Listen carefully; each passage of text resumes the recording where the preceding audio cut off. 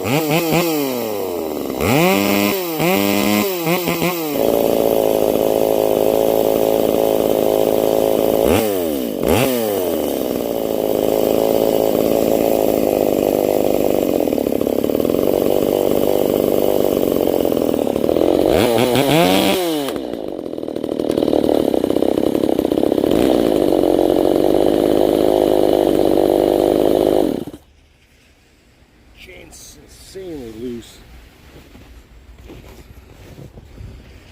Well, that's a little 025 action. Nothing fancy.